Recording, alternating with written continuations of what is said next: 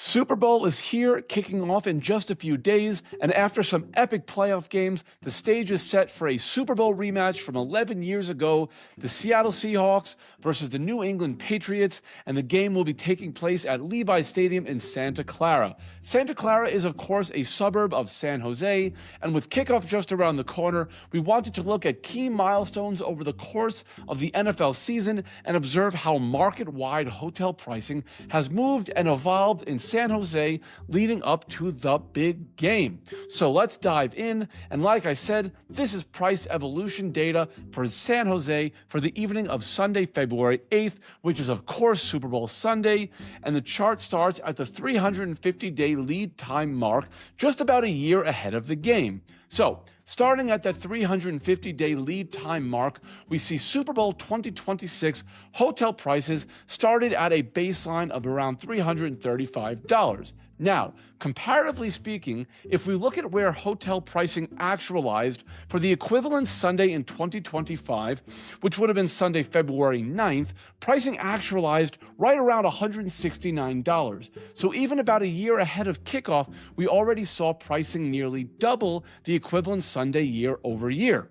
For the ensuing 200 days, we saw prices more or less vacillate between $310 and the upper 380s.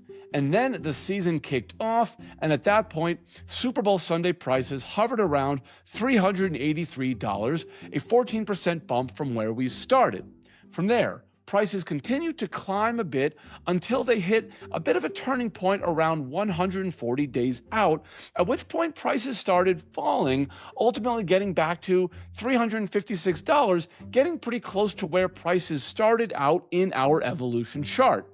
But then something happened. Right around 132 days out is where the performer for halftime, Bad Bunny, was announced. Interestingly, this is not an uncommon trend. We actually saw similar behavior in each of the 2022 and 2023 seasons, with prices dropping between the season kickoff and the halftime performer announcement. But anyway, I digress. After the Bad Bunny announcement, the momentum shifted again. We see a steep climb in prices starting right after the Bad Bunny announcement as hotels sought to lever that excitement. Though after that, prices settled again. And then right around the 3-month lead time mark, they began what we'll call the final ascent, ultimately peaking at $500 about a month and a half before the game, pretty close to the end of the regular season. And at that point, we actually saw a downward adjustment to pricing. Why is this? Well, at this point, around 6 weeks before the Super Bowl, most hotels are going to be sold out. So those that are still sitting on inventory are starting to get concerned that they are going to have available unsold rooms on Super Bowl Sunday. So what do? They pull prices down to get those final rooms sold and make sure nothing sits empty on Super Bowl evening. And we see that downtrend persist through the day the two teams competing in the Super Bowl were established 2 weeks before the big game. And now, as of the date of this recording, we've seen prices reverse course yet again, once again building momentum as last-minute bookers scramble to lock in their rooms, with prices building back up to that low to mid 400s range. So look, it's always exciting as a hotel data geek to see how these key milestones over the course of the season affect pricing.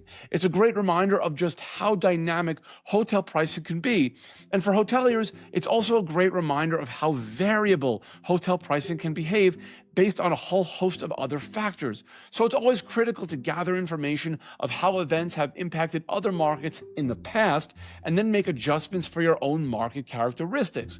Rate ceiling is a great example of how a market's general dynamics can impact price behavior. My favorite example of this was the 2018 Super Bowl in Minneapolis, which was followed up 2 years later by the Super Bowl in Miami. These are just two markets that don't carry the same upward rate ceiling, so hoteliers need to adjust expectations. February is not typically a high-demand time for Minneapolis, so it would be expected to see much bigger year-over-year percentage growth in pricing for Minneapolis. Comparatively speaking, February is already peak season for Miami, so the year-over-year percentage growth would be much smaller, but pricing in absolute terms would be much higher. So the message for hoteliers is clear: be nimble, be agile, understand what effect the events of years past have had, and then consider your own market. Consider typical demand for that time of year, and consider how much hotel supply your city has. Once the teams are set, how far would the fan bases of the teams competing need to travel if they wanted to come? All details that need to be factored into these critical pricing decisions. Thank you as always for tuning into the Spotlight podcast. My name is Blake Ryder, and we will be back next week for your next Lighthouse Quick Take.